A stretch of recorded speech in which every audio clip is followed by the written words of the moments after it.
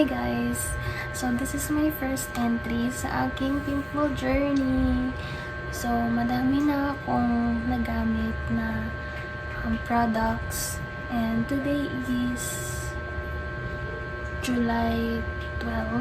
It's 3:51 PM and I decided na gusto kong i-document lahat ng mga journey ko from now on sa aking pimple journey. So, this is my first entry sa aking video journal. Ayan. So, actually, today is Saturday. So, medyo anong oras na nagising. Tapos, wash up ko lang sa mukha ko. So, this is my bare face. Ayan, ang dami kong tigyawat. So, actually, mga pimple marks na lang to dito. Tapos may mga liit na tigyawat dito. Tapos dito, nag-heal na siya. Kasi last week, ang dami kong breakouts. So ngayon, mostly wala na to silang laman na pus. Healing na din siya. Tapos dito, breakout na naman ako dito lang sa taas. Kasi malapit na naman akong mag-regla. So, gusto ko lang i-share yung mga ginagamit ko today na I think nagpa-calm ng aking pimples. Kasi last month, nagka-breakout ako, kaya yan yung mga sobra ng breakout ko last month. So, may tinitake akong gamot, which is AcuCare. 7 pieces na lang siya, yung natira. Isa to sa mga naka-help calm ng pimples ko. So, ngayon, pimple marks na lang. Ayan.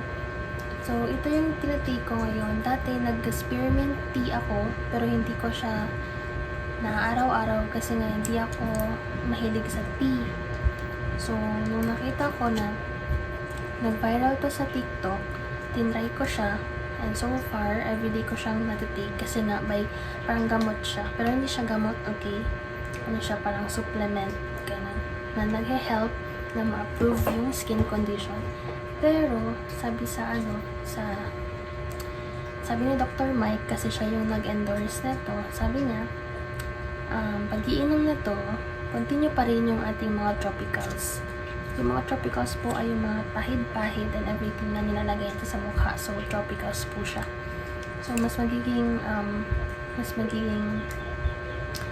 okay yung pag-take nito kung kasama ang mga tropicals. So, I just want to share yung mga tropicals na gamit ko. So, pag naghihilamos ako, every time na nag-wash ako ng face, ito yung ginagamit ko ngayon. This is the Azaleen face soap. Nabili ko siya sa TikTok shop. Siguro mga 1 week ko na siyang gamit. Ayan, so far okay naman yung effect niya sa akin. Hindi naman ako nagkaroon ng breakout talaga madami. Kasi parang isa siya sa mga nagpakalma. Yan.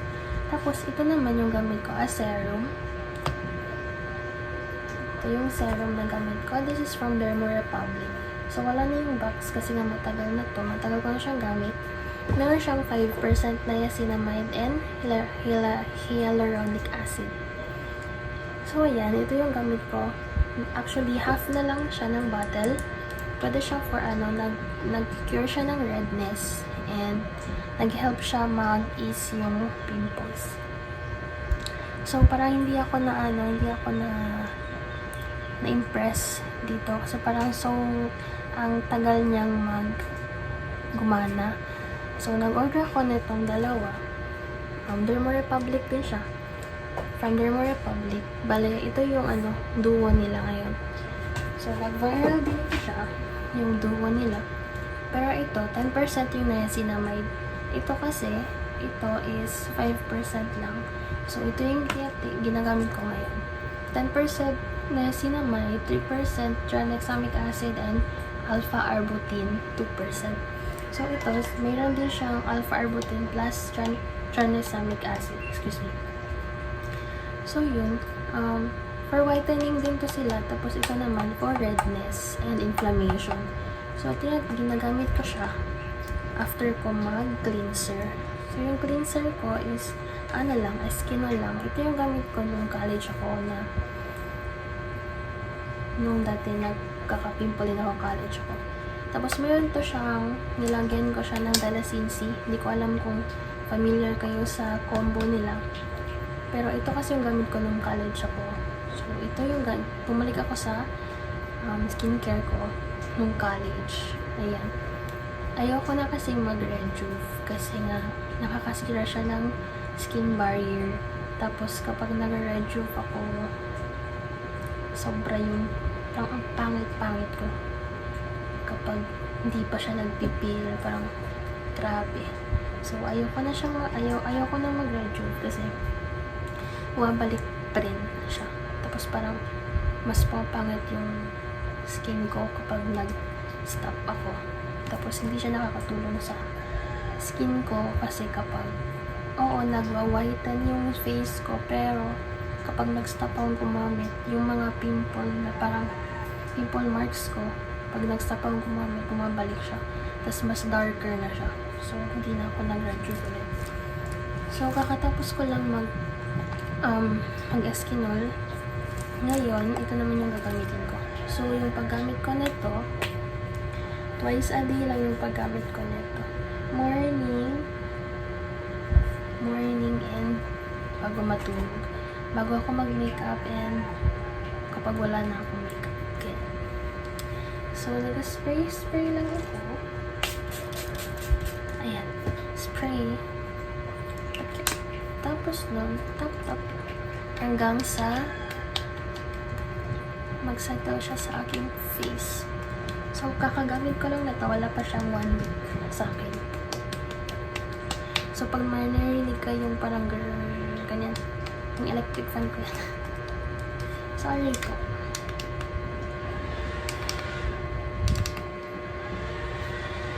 Medyo, ano pa yung gamit ko. Sorry, nasa dorm kasi ako. Ayan, so, tapos na to. Ito naman yung ita-take ko ngayon. Ay, hindi ita-take. Gagamitin ko lang. So, bale, 3 pump yung gamit ko. Isa. Ganun. So, ito first.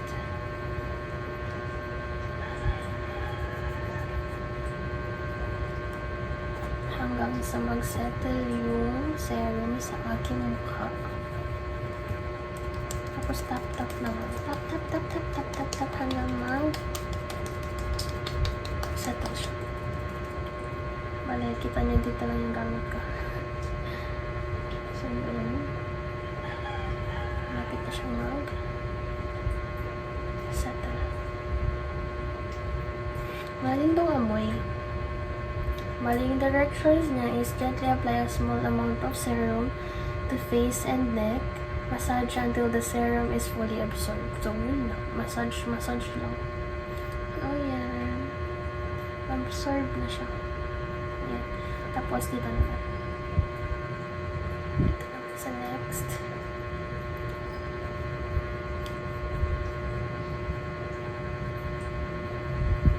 Hindi ko pa alam kung nag-work pa siya kasi ilang araw ko pala siyang gamit.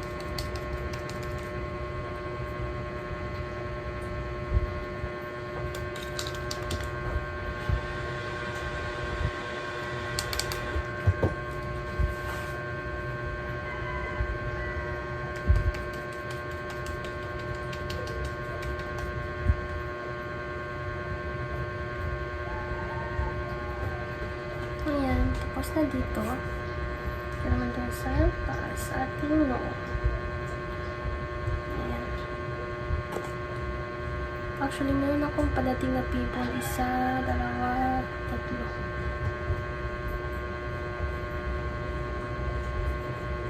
3. Hindi naman siya masakit. So far, okay naman. Hindi naman siya masakit. Kasi kagabi nilagyan ko ito ng mask.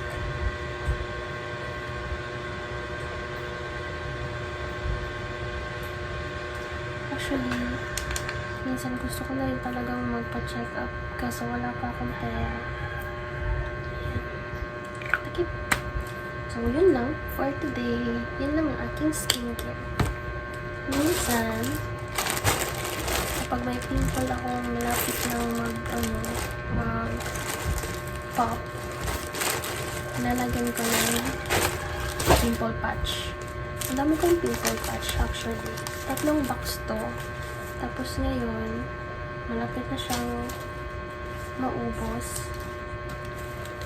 Nag-try ko to sa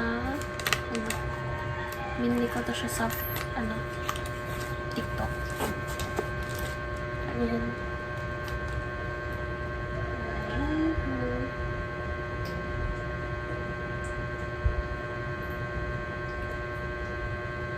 Actually guys, may PCOS kasi ako. So, parang itim naman nandito ko. Parang hindi naman siya maitim talaga. Hindi naman siya maitim. Sa personal, hindi naman. Sa ilaw lang siguro. But anyway, ito, may PCOS kasi ako. So, nag-a-add siya ng, parang siya yung cause ng pimples ko. I think, hormonal acne ba yung tawag?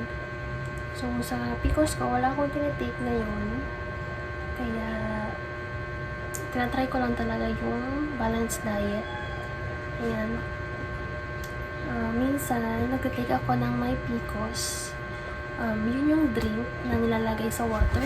Teka, pakita ko sa inyo. Siya. Nag-stop na ako mag-take na ito. 1, 2, 3, 4, 5, 6. Ayan. Nahalo ko na siya water. Nalagyan daw ng water. Parang lahat na pinapakita ko product, ilalagay ko sa description box. Links na, bago sa nilagay. Saka maganda yung reviews na sa TikTok.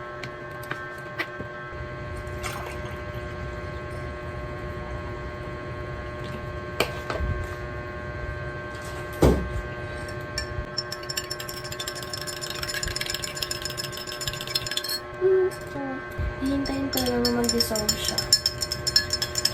Tapos iinamin ko na siya lahat. Kasi may painful cramps kapag nagkakaroon. So, iniinom ko siya. So far, monthly lang mens ko. Pero, hindi talaga siya 28 days.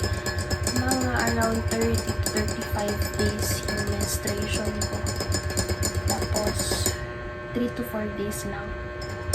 Okay naman. Normal naman yung 3 to 4 days.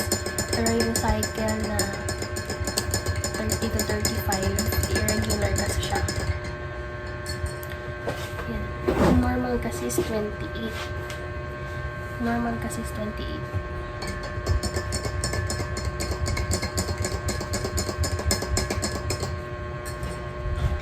So yun, this is my skin now. Sana hindi ako mag-breakout this following days kasi nga malapit na akong mag-mens. Yun lang. Bye!